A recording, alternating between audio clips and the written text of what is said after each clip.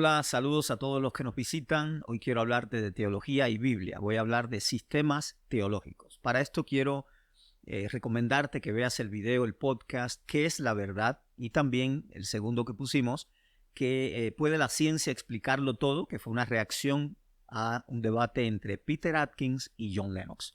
Con esto te va a ayudar, la información te va a ayudar a ir formando el pensamiento, desarrollando el argumento o la argumentación, cómo seguir las evidencias para que podamos inferir la mejor explicación ante un dilema, ante una objeción, ante cualquier tipo de pregunta que la persona se plantea. ¿Qué es un sistema teológico? Bueno, un sistema teológico es un marco conceptual y doctrinal que organiza y articula las enseñanzas, las creencias de una tradición religiosa o de una denominación. Seguramente tú perteneces a alguna denominación, bautistas, pentecostales, anglicanos. ¿Cómo se desarrollan estos sistemas teológicos? Se desarrollan a través de la interpretación de las escrituras. Por años las personas van leyendo la Biblia e interpretando las escrituras.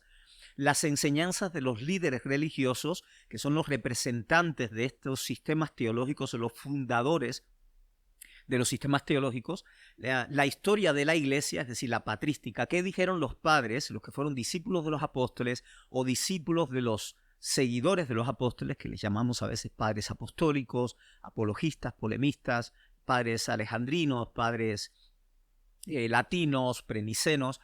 Entonces, toda esta tradición histórica, que le llamamos a veces patrística, esto también es parte de los sistemas teológicos. Y por último, digamos, el quehacer teológico. Entonces tenemos la interpretación de las escrituras, las enseñanzas de los líderes que fundan los sistemas teológicos, la historia de la iglesia o la patrística y el quehacer teológico. Es decir, cómo yo después voy unificando toda esta información y voy interpretando las escrituras, mirando a ver si esto tiene fundamento. Es importante que sepamos que estamos en una época compleja. ¿Por qué? Porque en Internet hay muchas personas enseñando teología, Biblia, otros están enseñando lo que pueden sin tener preparación, sin estar especializados. Y esto hace que las personas a veces tengan un sistema híbrido, tengan mucha información allá adentro que tomaron de aquí, tomaron de allá, de un video, de un podcast, de algún tipo de youtuber o personas que se presentan como maestros de Biblia y en realidad no tienen la preparación, el entrenamiento, las herramientas adecuadas para poder desarrollar bien la teología o para hacer el quehacer teológico. Por eso es importante que pongamos atención a qué estamos creyendo. Vamos a explicar esto con un poco de ejemplos. Supongamos que tú perteneces a una denominación. Tú visitas una iglesia que se llama Iglesia Metodista y yo voy y te pregunto ¿cuál es el sistema teológico que tienen ustedes? Y dices, yo no sé, no tengo ni idea. ¿Sabes quién es John Wesley? Dices, no, nunca he oído hablar de John Wesley.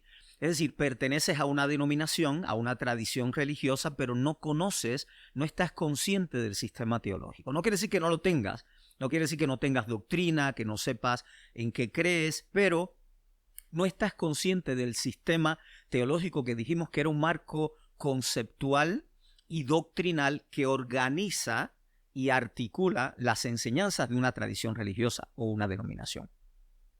Esto puede traer consecuencias. ¿Por qué? Porque cuando vas a internet y empiezas a navegar durante una semana, vas a ver a muchos predicadores también, y te gusta algún predicador porque es dinámico, porque se ríe o te hace reír, enseña cosas llamativas, pero no necesariamente está sosteniendo, fundamentando bien las escrituras. Por eso es importante que nosotros sepamos qué cosa es teología y qué cosa es Biblia.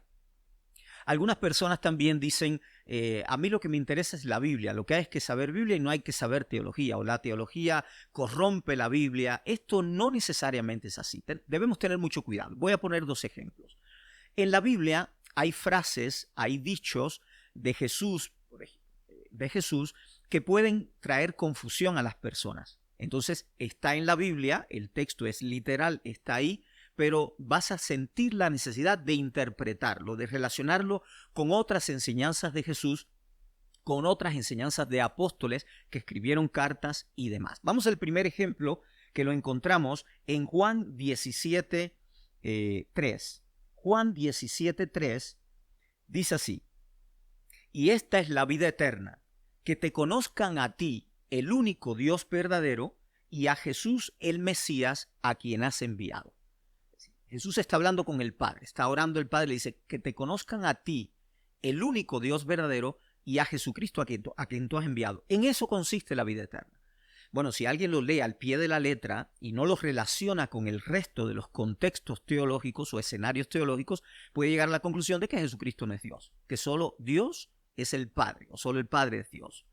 Sin embargo, hay textos en la Biblia, en el prólogo de Juan se nos dice, en el principio era el Logos o el Verbo, y el Verbo estaba con Dios, o el Logos, la palabra, y el Logos era Dios.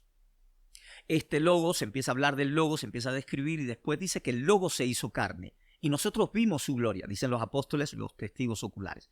Y vimos que era la gloria como del unigénito Hijo de Dios. Cuando sigues leyendo en Juan 1:18, dice, a Dios nadie lo vio jamás. Jesucristo, o el Hijo unigénito, dicen algunas versiones, y otras dicen el unigénito Dios, que está en el colpón, en el seno del Padre, este lo ha explicado. Algunas versiones dicen el unigénito Hijo, otras dicen el unigénito Dios. Bueno, cuando yo estudiaba a los padres de la iglesia, específicamente a Ireneo de Lyon, en el año 180 escribió un libro que se llama Contra herejías, y yo revisando los textos iba viendo que Ireneo de Lyon citaba una variante de lectura para Juan 1:18, y era, a Dios nadie lo vio jamás, el unigénito Dios que está en el seno del Padre, Él lo ha explicado. Entonces me llamó la atención porque cuando leía una versión decía el unigénito Hijo y la otra decía el unigénito Dios. ¿Quién sería más preciso, más riguroso? Bueno, también cuando estudias crítica textual y estás mirando los primeros testimonios, los primeros manuscritos del Nuevo Testamento, algunos de los mejores dicen el unigénito Dios, monogenes theos. Quiere decir que es probable que la variante de lectura más cercana a los originales, más cercana a los primeros apóstoles, sería el unigénito Dios. Ahí tienes otro texto que dice que Cristo era Dios engendrado. Y también tienes en 1 de Juan capítulo 5 un texto que dice, Él ha venido y nos ha dado entendimiento para conocer al que es verdadero. Y estamos en el verdadero, en su Hijo Jesucristo. Este es el verdadero Dios y la vida eterna. Así que tienes un pasaje de Juan que dice que el Padre es verdadero Dios, y también tienes un pasaje en 1 de Juan que dice que Cristo es el verdadero Dios y la vida eterna. ¿Ves? Por eso hay que hacer teología. Y el quehacer teológico lleva tiempo. No se fundamenta en la suma o en una lista interminable de textos bíblicos mal interpretados, sacados de su contexto. Hay que mirar las escrituras, tomarse tiempo para investigar, para leer, para relacionar los textos, hacer referencias cruzadas, mirar los contextos, interpretar bien, identificar el género literario en que está escrito el libro. Por ejemplo, Hechos de los Apóstoles es un género de relatos históricos, pero cuando miras Apocalipsis es un género apocalíptico, pertenece a la literatura apocalíptica que está cargada de símbolos, de animales extraños, de seres raros, y de revelaciones cargadas de simbología que era propia de esa literatura. Entonces interpretarlo es todo un reto y hay que ir con cuidado. También hay que estudiar, hay que relacionarse con especialistas, leer y demás.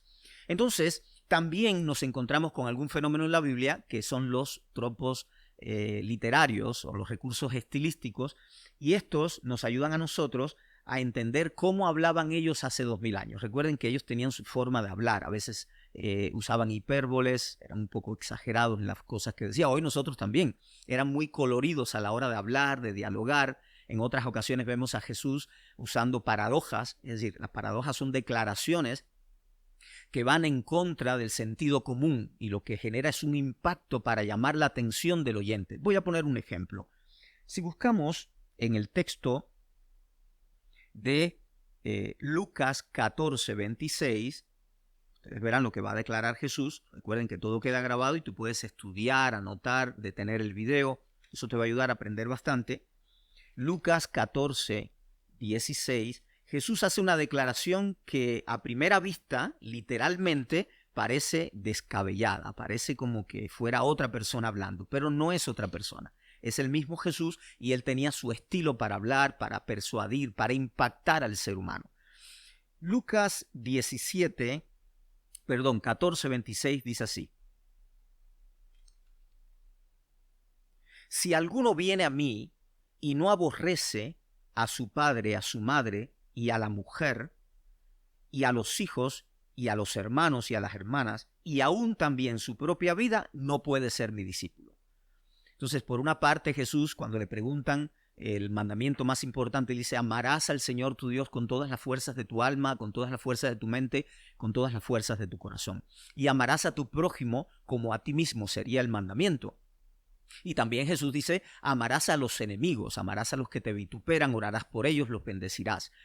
Que es interesante que en un contexto teológico se nos dice que debemos amar a Dios por sobre todas las cosas y con todas las fuerzas. Tenemos que amar al prójimo, y yo creo que el próximo en nuestra vida es el padre, la madre, los hijos, los hermanos, y mucho más en un contexto israelita o judío que él estaba hablando.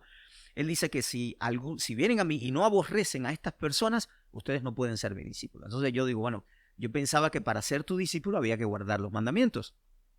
Y es más, Juan 14 lo dice muy claro. Vosotros seréis mis discípulos, o sabréis que me aman, o me aman si guardan mis mandamientos. Hay otro texto en Juan 14 o Juan 15 que dice: si ustedes permanecen en mí y mis palabras permanecen en ustedes, pidan lo que quieran y se os hará. Es decir, el discipulado se fundamenta en seguir a Cristo y obedecer sus palabras, sus mandamientos, su estilo de vida, dejarnos formar o transformar por el Espíritu Santo a la imagen del Hijo, a la imagen del Hijo de Dios. Aquí vemos que la simple lectura de golpe de vista de las Escrituras nos puede causar problemas si no adquirimos las herramientas adecuadas para interpretar de manera correcta. De esta manera vemos que es importante leer la Biblia, estudiarla, investigarla y hacer una reflexión teológica sin descontextualizar los textos, sin desnaturalizar la Biblia, porque la Biblia es un libro que tiene su propia naturaleza. Tiene sus propios idiomas, se desarrolló en un contexto histórico específico, con naciones circundantes, con estilos de vida, estilos de literatura, todo esto. Eso hay que respetarlo. Por eso yo recomiendo siempre que las personas se congreguen en sus iglesias, pongan atención, vayan a los cursos donde te enseñan a interpretar la Biblia, no dejes de congregarte, no te habitúes, no te acomodes solamente a internet, porque puedes estar asimilando o alimentándote de, como decimos, como un tipo de metáfora, ¿no? de comida chatarra, o de teología chatarra, o de un picoteo de información donde se arma un sistema teológico que no se sabe ni lo que es y no tiene fundamento bíblico. De esa manera, y retomando el tema de los sistemas teológicos, yo tengo acá un texto que lo escribí específicamente para que pudiéramos ir organizando las ideas. Un sistema o modelo teológico, que ya sabemos lo que es, que no se alinea con el carácter de Dios revelado a través del Mesías, ni se sustenta de forma exhaustiva en las Escrituras o en la Biblia, debería establecerse solo porque es histórico y porque tiene representantes famosos. ¿Acaso existe algún sistema teológico que no tenga un trasfondo histórico específico? ¿Se acuerdan que les decía al principio que los sistemas teológicos, que son marcos conceptuales, doctrinales, se fundamentan o se desarrollan a partir de la interpretación de la Biblia, las enseñanzas de los líderes fundacionales y también la historia de la iglesia? Y después hay que hacer la reflexión teológica. Entonces, vamos a pensar, para entender la ilustración, que esto es un sistema teológico, ¿no? Este soldado medieval es un militante que él representa un sistema teológico. Puede ser catolicismo romano, por ejemplo, los católicos apostólicos y romanos, así como los calvinistas dentro del mundo protestante reformado, los arminianos, pudiéramos añadir también, por ejemplo, a los testigos de Jehová. Todas estas denominaciones, organizaciones o tradiciones religiosas tienen también un sistema teológico. Tienen su nombre, pero también ellas se fundamentan en un sistema teológico que van a enseñar en los seminarios, en las universidades, en las carreras de teología, o también lo van a proliferar mucho por internet a través de sus representantes. Quiero decir, de los miembros que pertenecen a la comunidad.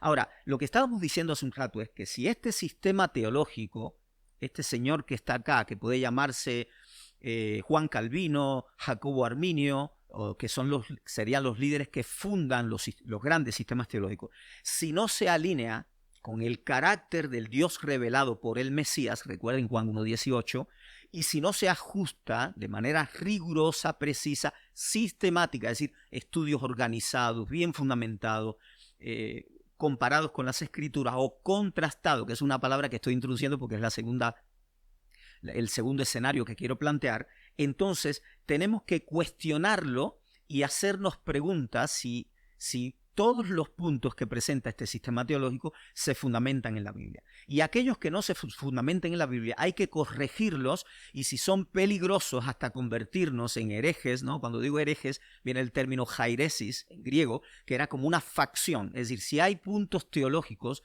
que te llevan a ti a dividir a la iglesia o a dividirte de los demás o a odiar a las personas por obsesión con los líderes históricos, fundacionales, los que fundaron el texto, o el sistema teológico, tienes que revisarlo y tomar medidas. Porque a ti te debe interesar el reino de los cielos y no los pequeños reinos de hombres, ¿no? El reino de los cielos, que es lo que vino Cristo a instaurar a esta tierra. Y hay uno que es el líder de nosotros, ¿no? Jesús, el Mesías de Dios, que es el único que nos puede llevar al Padre. No hay otro camino y Él es la verdad. Entonces a mí me interesa revisar constantemente las enseñanzas de Jesús el Mesías, las enseñanzas de los apóstoles fundacionales, los testigos oculares de Jesús, o Pablo, y ahora vamos a ver.